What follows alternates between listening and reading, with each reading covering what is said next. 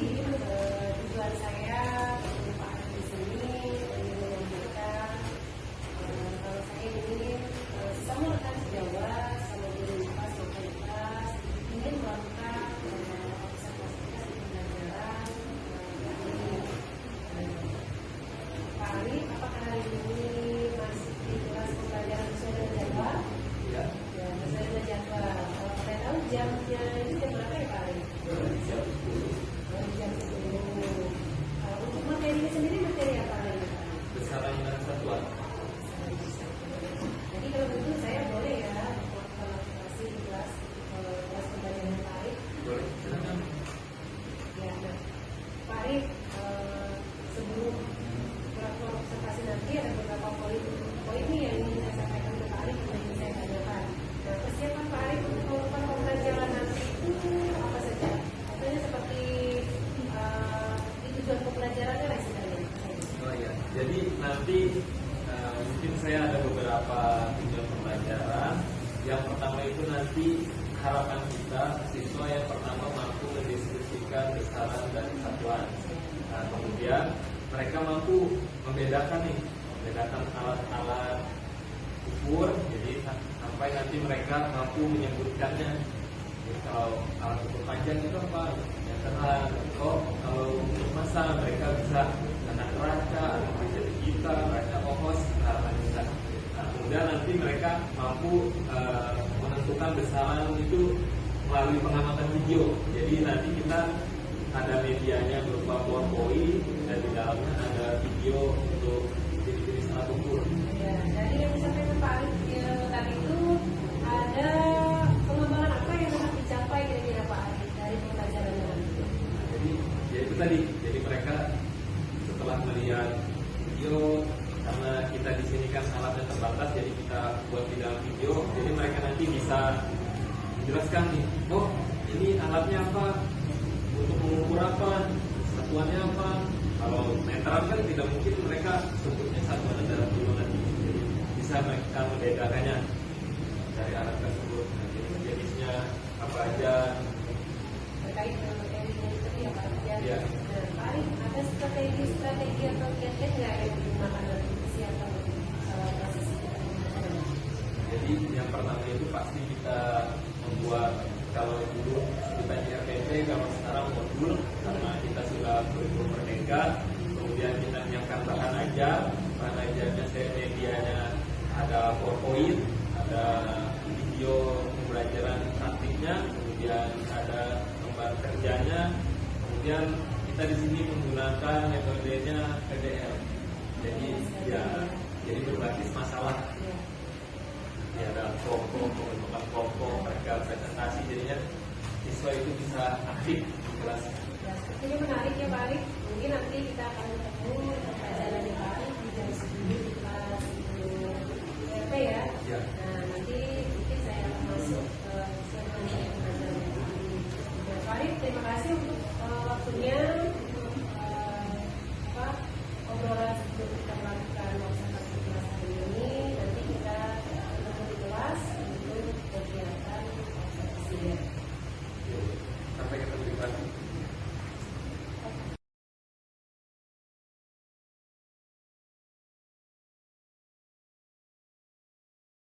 Assalamualaikum warahmatullahi wabarakatuh. Waalaikumsalam warahmatullahi wabarakatuh. Apa kabarnya hari ini? Baik ya. Berarti hari ini kita harus lebih semangat dari tadi pagi ya. Jadi siang itu kita jangan loyo. Kita harus semangat. Oke, jadi kita hari ini melanjutkan materi kita minggu kemarin. Jadi kita belajar tentang besaran dan satuan. Ya. Oke, sebelum memulai pelajaran, biar kita lebih semangat, kita bisa lebih mudah mencerna pelajaran kita hari ini, alangkah lebih baiknya kita awali dengan berdoa. Siapa yang mau memimpin berdoa? Ada kan? Marilah teman-teman kita semua, sebelum kita mulai pelajaran hari ini, berdoa dimulai.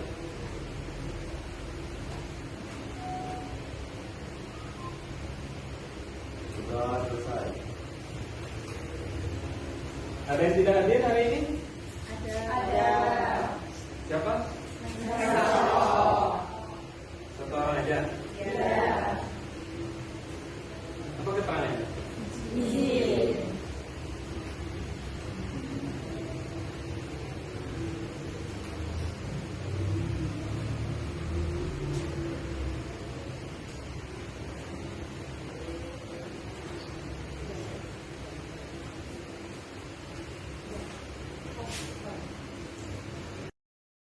Oke, jadi untuk materi besaran dan pengukuran, kita memiliki tujuan pembelajaran. Yang pertama, diharapkan kalian mampu mendeskripsikan besaran pengukuran melalui pengamatan video nanti. Ya, yang kedua, diharapkan kalian nanti dapat menyebutkan jenis-jenis alat ukur. Yang ketiga, kalian bisa menentukan besaran berdasarkan jenis-jenis daripada alat ukur. Nah, yang selanjutnya yang keempat, kalian mampu mengkualifikasikan besaran dan fungsi alat melalui video nanti yang akan kita tampilkan. Yang kelima, kalian mampu menunjukkan jenis-jenis alat ukur dan fungsinya. Jadinya apa nanti untuk pengukurannya. Sampai nanti bisa kalian ketahui dari proses pembelajaran kita. Ya, sebelum kita lanjut, tadi ini kan alat ukur panjang. Tadi yang berangkat dari rumah pakai motor, pakai motor tadi. Berapa tadi? Ada yang dilihat di depan motornya?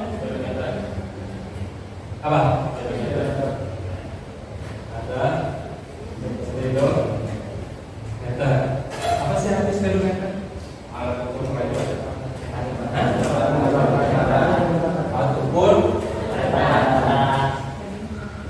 kemajuan atau berapa tadi yang kamu lihat di speedometer? Hah? Lebih dari 100? Dari mana itu? Lebih dari 100? Perjalanan dari mana? Dari Palembang Setengah sampai Solo. Dari Pendawa. Dari Pendawa. Cepat sekali kamu. Kita lihat. Apa yang tertulis? 100 apa? Kilometer berapa?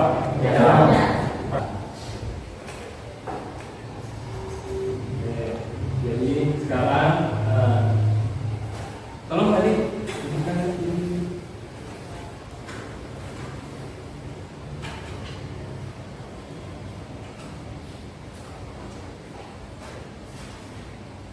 jadi kita panas-panas ini anaknya nontonnya. Kalau di bioskop nggak panas, nggak panas kalian di depan kipas. Ya.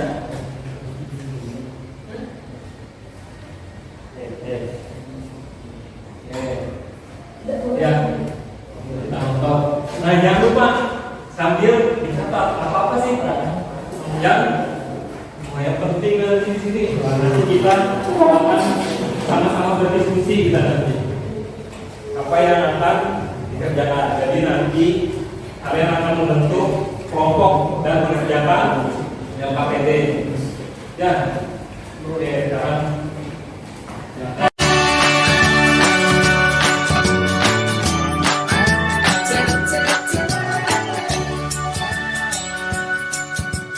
Antaranya adalah pengukuran panjang, pengukuran massa, pengukuran waktu, pengukuran volume.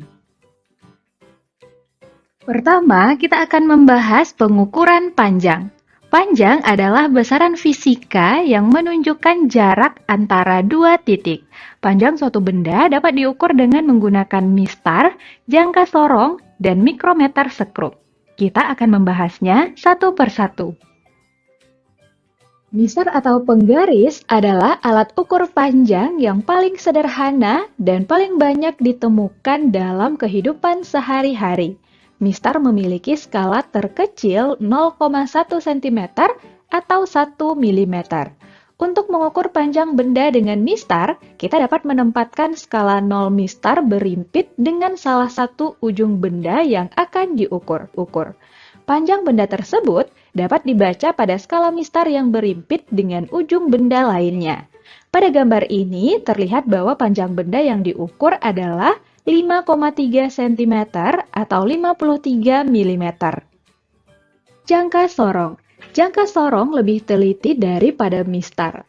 Selain untuk mengukur panjang benda, jangka sorong juga dapat digunakan untuk mengukur diameter dalam, diameter luar, dan kedalaman benda. Selanjutnya, kita lihat struktur jangka sorong beserta fungsinya. Pertama, rahang dalam. Rahang dalam yang terdiri atas rahang tetap atas dan rahang geser atas berfungsi untuk mengukur bagian dalam benda seperti diameter lubang atau celah. Kedua, rahang luar. Rahang luar juga terdiri atas rahang tetap bawah dan rahang geser bawah. Fungsinya untuk mengukur bagian luar benda seperti diameter, lebar, dan panjang benda. Ketiga, pengukur kedalaman yang berfungsi untuk mengukur kedalaman lubang suatu benda. Keempat, pengunci. Baut pengunci memiliki fungsi untuk menahan rahang tetap pada tempatnya sehingga objek bisa ditahan atau tidak terlepas dan skala tidak bergeser saat akan mengukur. Terakhir, skala. Skala pada jangka sorong ada dua, yaitu skala utama dan skala nonius. Skala utama memiliki fungsi untuk menyatakan hasil ukuran utama. Terdiri dari skala utama dalam satuan cm dan skala utama dalam satuan inci. Sedangkan skala nonius berfungsi untuk menambahkan tingkat akurasi ekstra pada pengukuran. Skala nonius terdiri dari skala nonius dalam satuan milimeter dan skala nonius dalam satuan inci. Oke, ini alat yang harus kalian gunakan kalau di apa? pH meter. Ada pernah dengar kata pH? Apa? Hah? Jadi ada yang namanya pH meter. Jadi dia mengetahui asam atau basah. Sekarang kita bentuk kelompok. Kelompoknya saya punya atau kalian sendiri? Ambil sendiri. Ya silakan bentuk kelompoknya.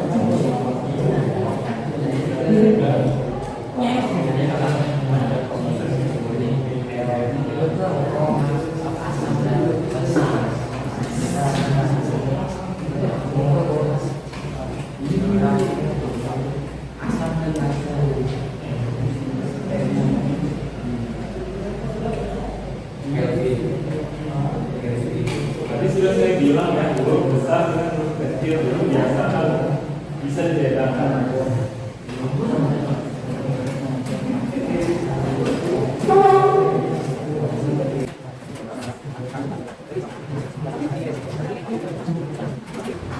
Sekarang siapa yang mau presentasi? Terlebih dahulu mau pegang hasilnya?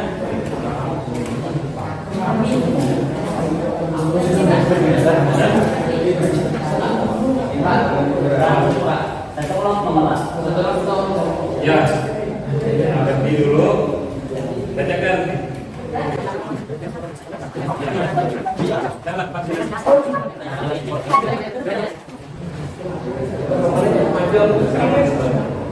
Posisinya apa?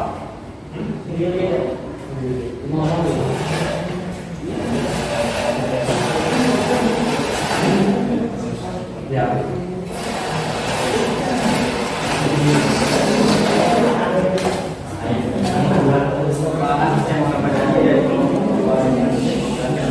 Soalnya bebas dan Nama besaran pokok panjang, lambang besaran pokok L, satuan meter, lambang satuan M, dua massa, lambang besaran M, satuan kilogram, lambang satuan kg, waktu T, satuan second, lambang satuan S, buat arus listrik di satuan ampere, lambang satuan A.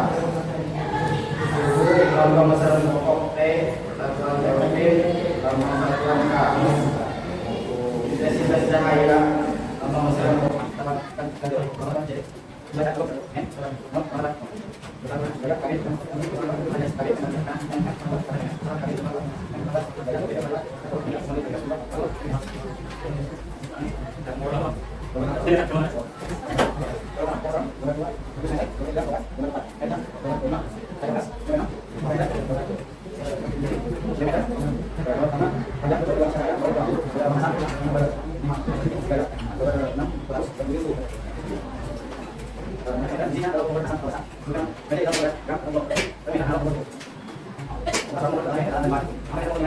untuk semuanya.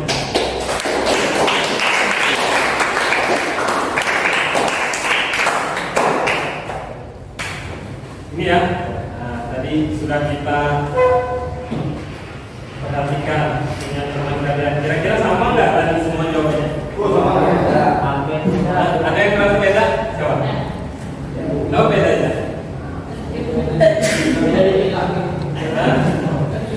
Ini contoh. Kalau kata-kata nggak masalah. Ya, ini contoh nih. Tadi punya kelompok 1. Ini apa? Stopwatch. Kalian ada nggak tulisan alatnya apa? Ada tulisannya termo, hydro. Kok bisa stopwatch nggak sih? Ya, jadinya biasakan. Ya, berarti apa? Nah, membaca kalian, telitinya kalian masih kurang. Ya, kerjasamanya. Ya kan, harusnya ketika dijawab ada apa? Ada yang baca kembali, koreksi. Ya, apa namanya ini kita belajar. Ya. Nah, dari sini kita tahu, oh kalau termo, hydro itu apa? Mengukur apa? Kelembaban. Kira-kira kalau suhunya tinggi nih, kayak kita nih, panas, kira-kira lembab atau tidak? Siapa kering ya? Beda kalau ruangan ini dingin, berarti apa? Lembab. Makanya, oh berarti pasti makanan apa? Kayak tadi, untuk kita tahu, oh makanan ini aman atau tidak disimpan, ya kan? Sering ada tulisan simpanlah di tempat kering, ya kan? Jauhkan dari sinar matahari. Fungsinya. Ya, oke. Tadi kita sudah sama-sama belajar tentang besaran dan satuan ya. Nah, jadi kita sudah tahu. Jadi kalau kita mengukur panjang pasti satuannya bisa meter, kilometer, jangan lagi tertukar. Kalau mengukur panjang bisa jadi kilogram, kan beda antara ukuran panjang, ukuran massa itu jelas berbeda. Dan kemudian tadi kita harus hati-hati juga saat melakukan pengukuran ataupun apapun alatnya harus kita baca dulu. Oh, fungsi alat itu apa? Jadi kita harus tahu. Oh, kalau ini alat ukurnya meteran, berarti nanti hasilnya meter. Jadi kita harus teliti, kita harus tahu alat ukur panjang, alat ukur massa itu berbeda. Suhu juga berbeda. Oke, sampai sini ada yang ingin ditanyakan atau didiskusikan lagi sebelum kita akhiri pelajaran kita? Gak ada, berarti sudah bisa semua ya? Oke, jadi kita tadi sudah belajar tentang apa untuk satuan panjang, masa, suhu, ya, kemudian ada waktu. Jadi semua itu kita gunakan di kehidupan kita sehari-hari. Apalagi untuk waktu, pasti kita dipikir lihat jam. Ya, dari tadi pagi kita pasti lihat jam, telat atau enggak, kita sudah tahu. Kira-kira kita ke sekolah ini perlu berapa menit sampai di sekolah. Jadi sebelumnya kita harus bisa memperhitungkan sampai enggak nanti kita di sekolah sebelum bel sekolah. Ya. Ya. Terima kasih untuk hari ini. Mudah-mudahan untuk kedepannya bisa lebih baik lagi. Tadi yang kurang teliti, lebih teliti lagi. Jadinya tidak ada lagi kesalahan-kesalahan di selanjutnya. Lebih diminimalkan lagi. Ya. Oke, sebelum kita akhiri pelajaran kita hari ini, bisa kita berdoa biar apa yang kita pelajari bisa menjadi barokah, bisa menjadi ilmu yang bermanfaat. Kita mungkin kembali. Marilah teman-teman kita sebelum akhiri pelajaran hari ini berdoa dimulai.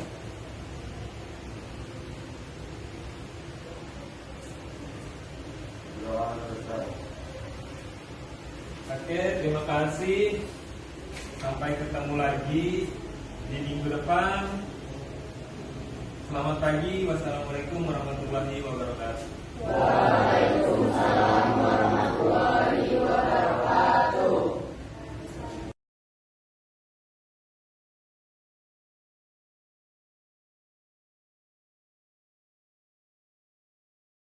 Assalamualaikum Pak Arif. Waalaikumsalam. Ya Pak Arif, ini setelah kajian observasi kita ya Pak Arif. Ya.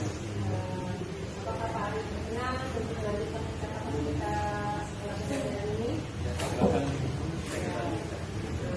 Dari proses observasi tadi ada beberapa hal yang ingin saya sampaikan ke Pak Arif ya sebagai bisa Pak Arif, dari kegiatan pembelajaran tadi sepertinya kalau saya memperhatikan proses pembelajarannya dari tujuannya kemudian strateginya itu sudah sesuai dengan yang ada di MOP atau pembelajaran yang ada di ada pertanyaan nih Pak dari saya Pak Arif. Selama proses kegiatan pembelajaran tadi menurut Pak Arif sendiri apakah tujuan dari pembelajaran yang termuat di modul ajar itu menurut Pak Arif sudah tercapai atau belum? Kalau dari pembelajaran tadi, tujuan pembelajaran sudah tercapai. Tapi mungkin ya kita tahu lah pembelajaran itu tidak ada yang berhasil 100%. Jadi tadi masih ada kelompok yang kurang teliti. Karena itu tadi kita perlu meningkatkan literasi dan numerasi siswa juga. Jadi kan kita di besaran mereka untuk numerasi, ternyata di literasi pun kita jadi tahu bahwa ternyata mereka ada yang kurang teliti. Apa yang harusnya alat ukurnya untuk menghitung suhu, ternyata mereka salah membaca. Dari segi pengelolaan kelas ini, Pak Arif, anak-anak kita banyak lumayan ya dari mana.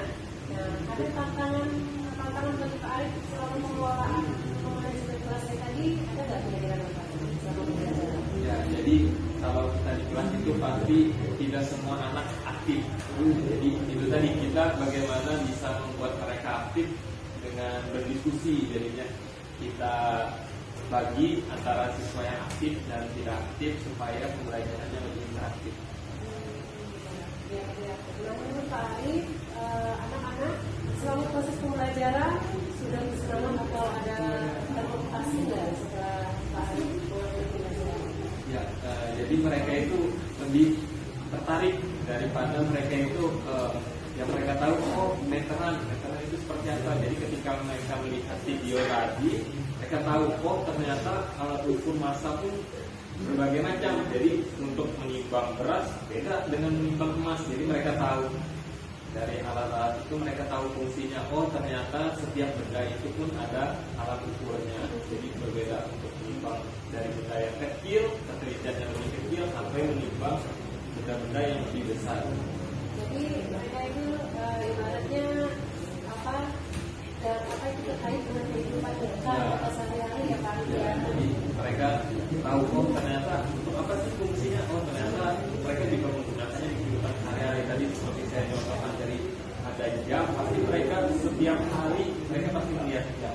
Dan Pak Arif, dari yang Pak Arif sampaikan tadi kan ada apa tantangannya atau apa berupa apa lah istilahnya. Nah, kiat-kiat Pak Arif menindaklanjuti tantangan atau apa pendapatan yang seperti Pak Arif sampaikan tadi seperti apa?